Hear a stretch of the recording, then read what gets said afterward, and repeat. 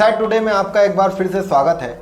मैं हूं काशिफ सम्मन और हम चर्चा कर रहे हैं 2019 लोकसभा इलेक्शन पर। 2019 का लोकसभा इलेक्शन जो पूरे हिंदुस्तान में बहुत अहमियत वाला, बहुत इम्पोर्टेंट वाला इलेक्शन माना जा रहा है। इसमें कौन से पार्टी की हुकूमत बनेगी और कौन सी पार्टी इक़्तिदार से दूर रहेगी, ये आज की डेट में बताना मुश्किल है। इसी ताल्लुक़ से हम शहर के कई सोशल वर्करों से, कई लीडरों से और शहर के सरगर्म हस्तियों से मुलाकात कर रहे हैं और जानने की कोशिश कर रहे हैं कि शहर में सियासी रंग किस तरह से चढ़ा हुआ है या सियासी रंग नहीं है। आज मालेगांव शहर में 2.5 से 3 लाख के करीब वोटर हैं, जिसमें अच्छी खासी तादाद मुसलमानों की है। हम आज इसी विषय पर चर्चा करेंगे शहर के 2 सोशल वर्करों के साथ, जो है आरिफ नूरी साहब और अफजल खान साहब। इनकी ऑर्गेनाइजेशन, इनकी तंजीम का नाम है हिफाजत ग्रुप। ये बहुत सारी एक्टिविटी करते रहते हैं और सियासत में सरगर्म रहते हैं। आरिफ भाई और अफजल भाई, आपका स्वागत है रिसाइट टुडे में। आज जो 2019 का इलेक्शन चल रहा है, इसमें शहरी हालात जब हम देखते हैं तो हमें ये नज़र आता है कि आम वोटर या आम जनता इस चुनाव से जुड़ नहीं पा रही है। इसकी क्या वजह हो सकती है? सबसे पहले तो पार्लियामेंट इलेक्शन, तो जो लोकसभा जो इलेक्शन होता है तो वो जमहूरियत के अंदर इंतहाई अहमियत का हामिल होता है, क्योंकि ये कानून साज इलेक्शन होता है। यहाँ पर जो है पार्लियामेंट में कानून को बिल के तौर पर पास किया जाता है और वही मुल्क में दस्तूर बनाया जाता है। तो इसलिए ये इंतहाई अहमियत का हामिल इलेक्शन होता है। अब आपने बात की कि आवाम में इसका क्यों नहीं माहौल बन पा रहा है, तो उसकी एक वजह ये भी हो सकती है कि जब पिछले मर्तबा पार्लियामेंट इलेक्शन हुआ था तो उस वक्त तो कांग्रेस से अमरेश भाई पटेल साहब ने इलेक्शन लड़ा था और मालेगांव शहर की जो आवाम है, मालेगांव शहर ने तमाम लीडर, उसमें कांग्रेस है, जितने भी लीडर थे हमारे मालेगांव शहर में जो मुकामी पार्टियां हैं, तमाम लोगों ने मिलकर उनके लिए काफ़ी मेहनतें, मुशक्क़तें की और पूरे शहर ने अपनी कुर्बानी देकर 1,33,000 के ऊपर कुछ वोट उनको दी। ये बहुत बड़ी शहर का कारनामा था। शहर ने इकाई का और इत्तेहाद का सबूत देकर उनको इतनी, एक सेकुलर उम्मीदवार के तौर पर उनको इतना वोट दी।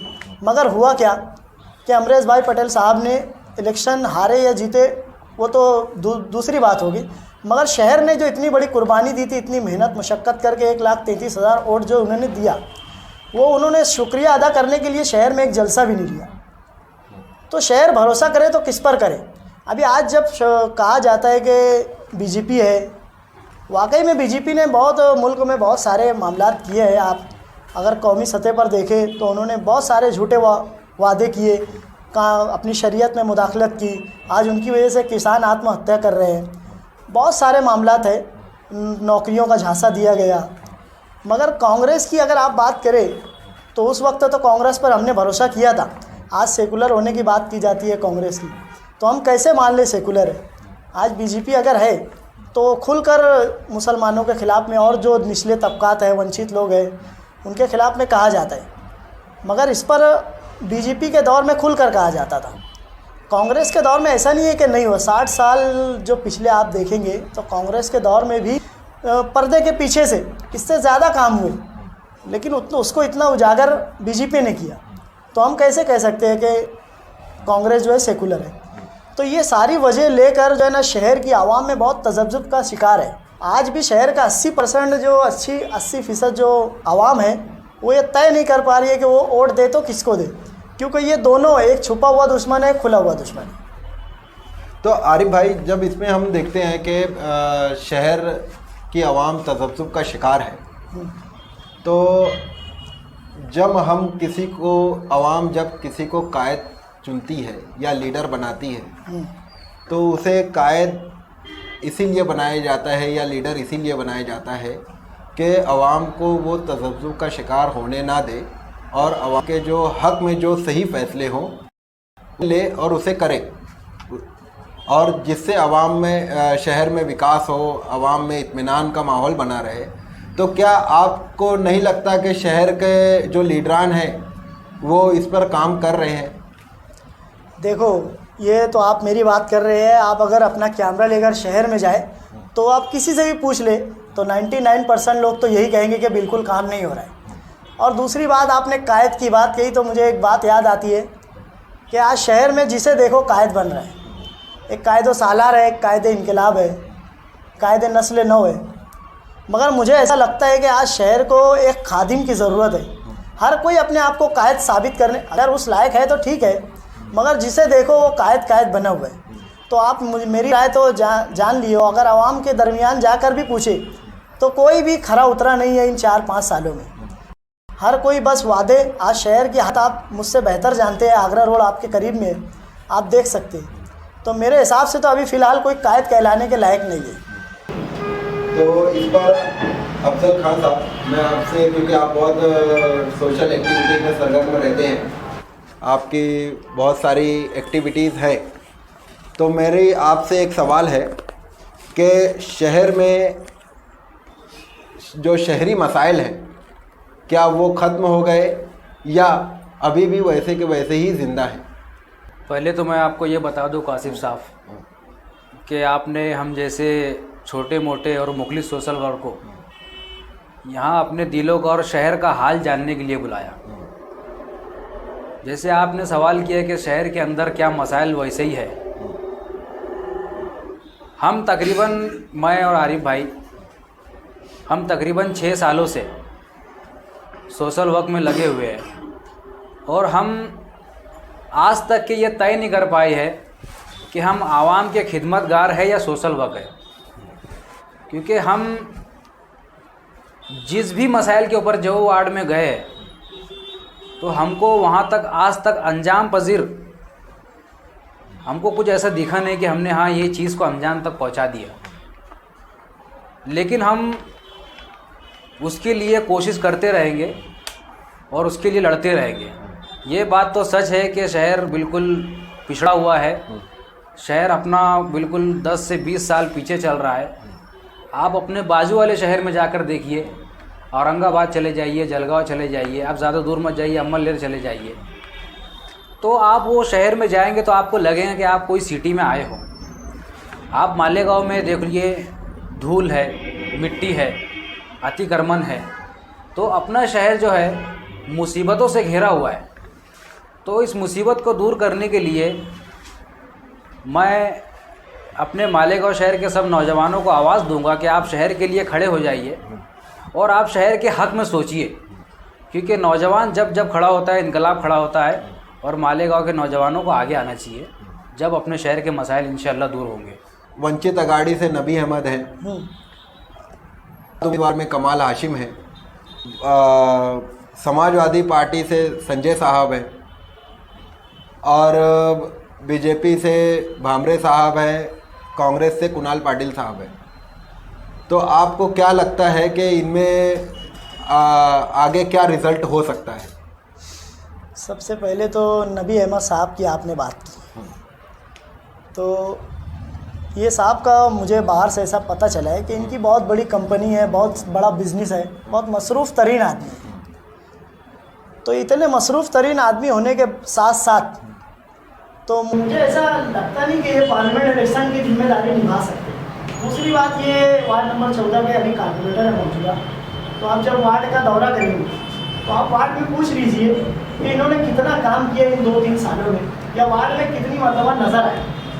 तो आप इनके वार्ड में जाएंगे तो आपको पता चल जाएगा कि क्या है। तो ये अगर वंचित आघाड़ी से इलेक्शन लड़ रहे हैं तो इसमें तो देखो, अगर वाकई में इन्होंने कुछ बड़ा काम क्या लेकर आवाम के बीच में जाएंगे, क्या अपनी एक्टिविटी बताएंगे।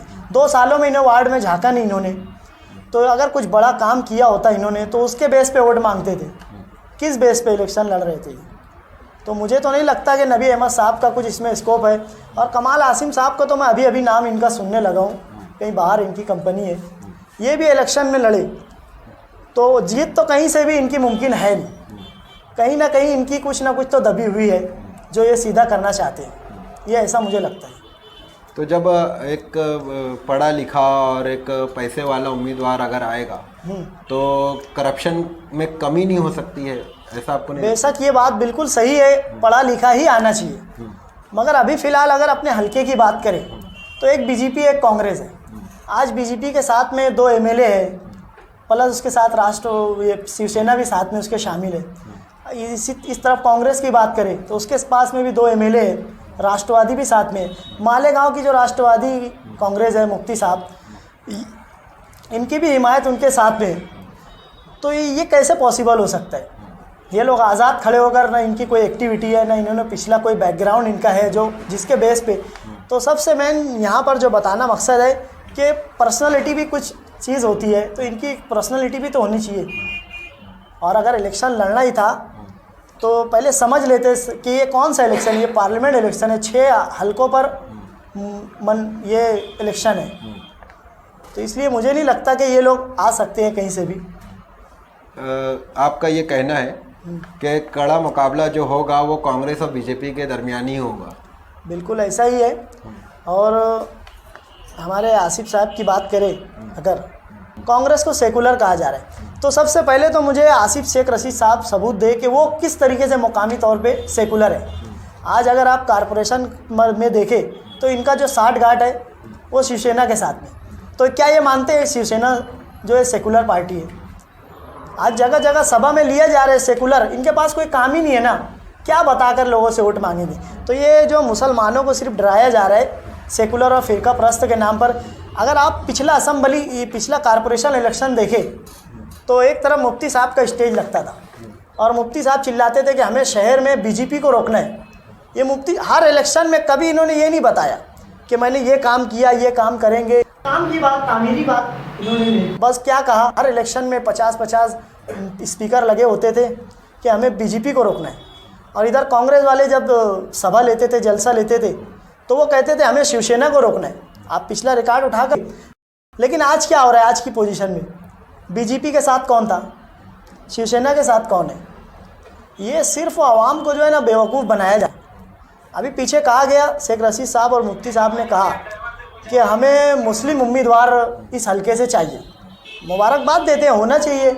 हम कितनी मरतबा लोगों को वोट देंगे? है हमारी इतनी वोट है, वंचित लोगों की वोट है, धनगर समाज की वोटें हैं, निचले तबकात की वोटें हैं। हो सकता है मुस्लिम उम्मीदवार आ सकता है। इन्होंने कहा, मैं मुबारकबाद देता हूँ।